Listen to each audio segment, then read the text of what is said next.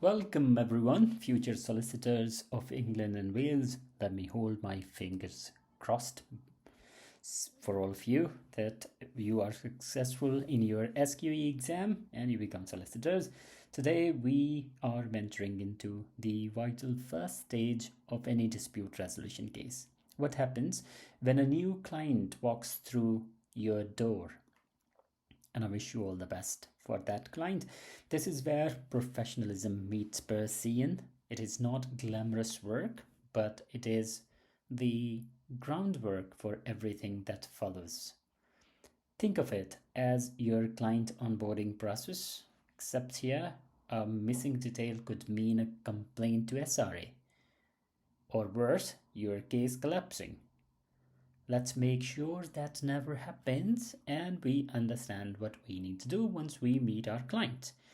And another thing, apologies, these slides in dispute resolution are text intense a bit because I want to cover every corner of dispute resolution so that you perform good in your SQE exam. So bear with me to start with. When you practice dispute resolution, your obligation under the SRA Code of Conduct tightens.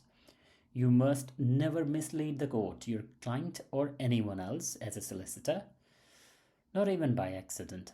Not even if your client begs you to help them out, and it happens. Sometimes people don't have any corner in law to help them, and they want to use you, lure you with money that you help them, and most of the time solicitors they end up with SRA sometime. It costs them cancellation of their license. So be careful and listen to me. You are an officer of the court first and an advocate second. That means honesty trumps loyalty when the two collide. You cannot tamper with evidence, coach witness, or promise them a pint of beer if they remember things differently. And yes, you must draw the court's attention to adverse case law. Painful? Yes, it is. But this is what integrity looks like in practice. So, the moment you receive instructions, your professional instinct should kick in. So you need to follow certain steps of due diligence to once you are taking a case, and you need to follow certain steps. For example, step 1, that is very crucial. You need to identify the client. Not a polite introduction, but it is a compliance necessity under anti-money laundering regulation. You must confirm identity, capacity, and authority. Step 2 is identify the opponent. Is it an employer, a company, or insurer lurking behind scenes? Step 3, conflict check. You must not act if your firm has ever represented the other side. Remember, conflict searches are not optional, they are first safety net for solicitors. Finally, conduct a risk assessment, not the health and safety type, but one that measures liability, causation, and quantum. You are engaging into a civil litigation and you need to gauge the case's strength, cost, and the client objective before you dive in the case law.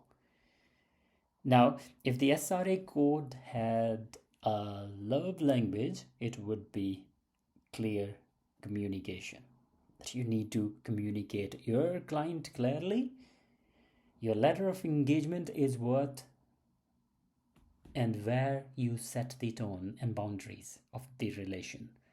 This includes your fees, billing schedule, interest on late payment, file storage, and importantly, cancellation rights if your client is a consumer. Forget this. And not only do you risk a disciplinary issue, once you forget it, you are in a trouble. You may also not be able to charge for work. Imagine spending weeks on a file and being told you cannot bill for it. Truly a solicitor's nightmare. So careful once it is money matters. Here is where it gets real. The first client meeting is your chance to build trust and gather the facts. 6 key tasks guide you. First, take a full statement in client's own words.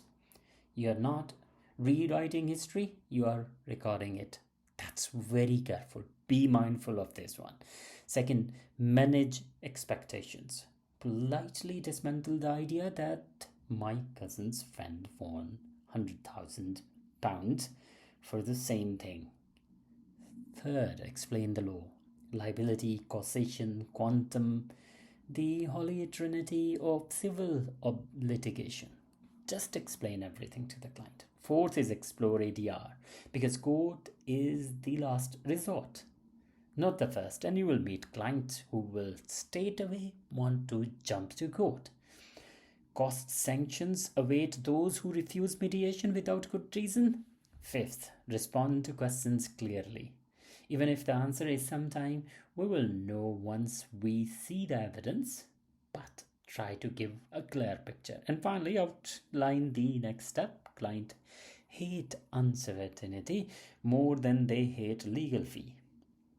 Give them a roadmap, otherwise they will give you a roadmap to SRA. And SRA is very tough. They need to maintain integrity of legal profession.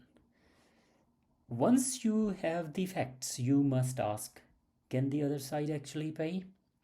Litigation against a penniless defendant is like winning a race with no prize money. Conduct financial searches early, company house, land registry, credit report, even the insolvency register. In personal injury cases, check insurance or schemes like the Motor Insurance Bureau or the Criminal Injuries Compensation Authority.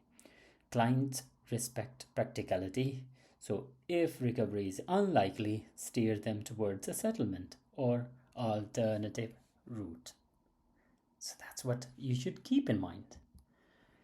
So once the meeting wraps up, your job has only just begun. You must complete a detailed risk assessment. Think of it as a living document you will update as the case evolves. Write to your client summarizing advice, confirming funding, requesting documents, and setting out next steps in clear fashion. Draft a proof of evidence while details are fresh.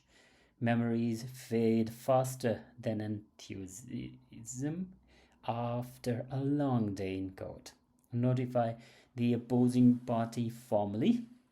This makes you the point of contact, that you notify them that you are point of contact. And if evidence collection or expert reports are needed, start early. Evidence has a nasty habit of disappearing when you need it most. So careful, plan it well.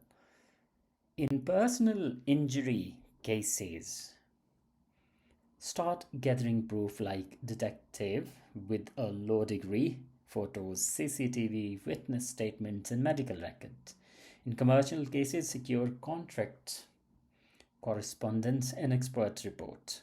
For quantum, prepare draft schedule of loss. For injury, that means general damages, care costs, lost earning. For commercial loss, it is repair, lost profit, and management time. Do not underestimate documentation. In SQE exam and in practice, unsupported assertion lose both marks and cases. So be careful. Right, time to bring this home to our SQE preps. Expect MCQs that test your understanding of professional conduct and procedure, often with a twist. The question may sound factual, but it is really testing ethics. Type 1 is that they give you kind of a complex case where they try to make you feel like you are dealing with a client, and do you have due diligence or not. So I have some tips for you. The first tip is the duty to the court always overrides client's instruction. If unsure, that is usually your correct answer. Another thing, be clear on client identification and conflict check. They are easy marks if you remember them. Another thing, know your ADR obligation. Refusing mediation can lead to cost penalties even if you win it. So, common pitfall that I saw in that exam is confusing client care with advocacy. Remember, you are not a hired gun, you are a regulated professional. You don't need to follow your client whatever they want, whatever they desire. Say, and one final thought, if you can recall all this without breaking a sweat, you are already thinking like a solicitor. Just do not start billing your family for dinner advice. You can't, because that's domestic relationship. Go back to contract law and you will understand it. Thank you very much for your time. Ta-da!